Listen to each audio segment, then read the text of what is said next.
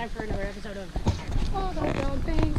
Just kidding. Okay, we're out today enjoying the rainy weather, and we decided to go for a walk, and I thought, what better time to talk about the difference between you walking your dog and your dog walking you. Well, before I start talking about that, let's talk about why are we walking our dogs? Everybody who says, walk your dog, walk your dog, walk your dog. You ever notice you take your dog out or you go home and your dog is eating something, or they're being just completely crazy in your house and they're running in circles and they're chewing stuff up, and you go, but I went outside and played with my dog. My dog's been outside all day. Why is it being so crazy? Because your dog's not getting enough brain work. Brain work is important. It will keep you sane. So then you go, okay, I need to walk my dog. So you grab your dog, you put on a leash, and you go outside. And the whole time you're walking, you go, oh man, I've only got 15 minutes before I've got dinner. Or I've only got 15 minutes till I have to leave.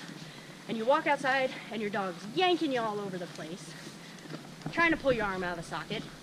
Your dog's sniffing at everything left and right, and you make it all of 20 feet out the door until you turn around and have to go back inside. Well, that's not pleasant for anyone. It's not pleasant for you. It doesn't do anything for your dog. So how do we fix it? And how do we make your walk work for you? How do we make your 15-minute walk count? Well, you do what's called a structured walk. This is what we're doing right now. The difference between a regular walk and a structured walk is that your dog is paying attention to you, and not so much all the smells and things going around. Your dog is paying attention to the pace you're going and making sure they're not passing you. And right now it doesn't look like my dogs are doing a whole lot. They're just hanging out. They're walking nicely-ish, for the most part, but they're paying attention to me. They're not off sniffing things. They're not looking for things to run to or bark at. This is working their brains. Just like you walking next to another person. You have to walk and kind of pay attention to the person next to you so you don't blow past them. Because you're not going to stay with them. You look down at your phone, you're not paying attention to anything else going on, and your friend stops, you're going to keep on walking, or you're going to walk right into a tree. So you have to pay attention. That's what we have to teach our dogs, is how to pay attention. There's different ways to do it. You can do the one step at a time method, where you basically take your dog's food ration for the day, and you start with them next to you, and you take a step forward and they stay with you, you give them a treat. And you take a step forward and they stay with you and you give them a treat. As you can imagine, this takes a long time to master.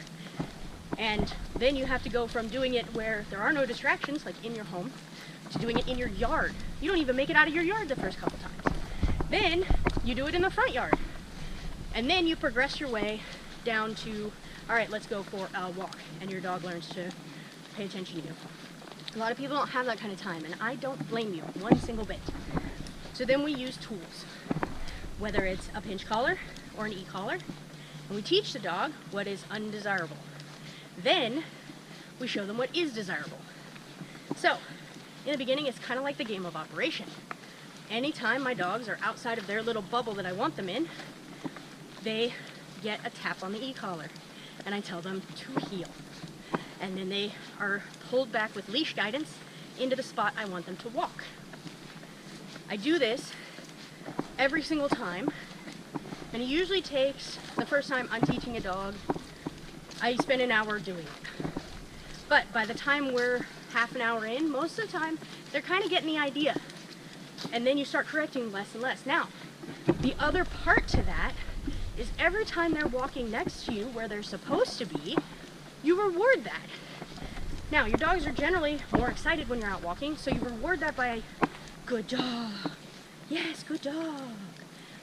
Then you correct when you need to correct. You reward. So you sound like a broken record. You're going to go, heel, good dog, heel, good dog, heel, good dog, good dog, good dog, good dog, heel. And it's just very back and forth for a while. Now, multiple dogs, one at a time. You take one out. You teach them how to walk nice. Then you take two out, and you teach them how to walk nice together. Then you take three out, and you teach them how to walk nice together. And then you have what we have here, where we're all out, we're having a nice walk, nobody's pulling. I could do this for 15 minutes around the block, and everybody walks nice, they're focused on me, and I can control how focused they are. I can control the speed by going faster, or by going slower, or I can throw some turns in.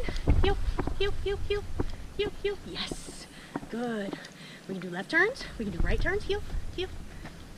And your dogs start paying attention to where you are, what you're doing, and they move their bodies to accommodate you. This works their brain.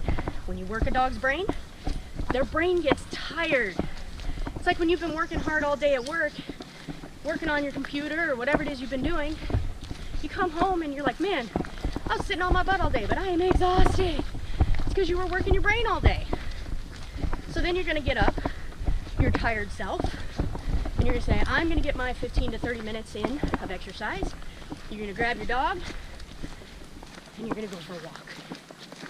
Your dog's gonna be tired. You're gonna be feeling better. You'll get a little bit of energy back after that long day of work. It's gonna be a pleasant experience for you and your dog. And if you're still not able to do it, and you're having a hard time getting the timing down or getting the logistics down, then you talk to me, and I help you through it. So, I think that's everything I've got for right now. I hope you have a wonderful day. I'm gonna go enjoy the rest of this beautiful day until it starts raining again. We'll talk to you later.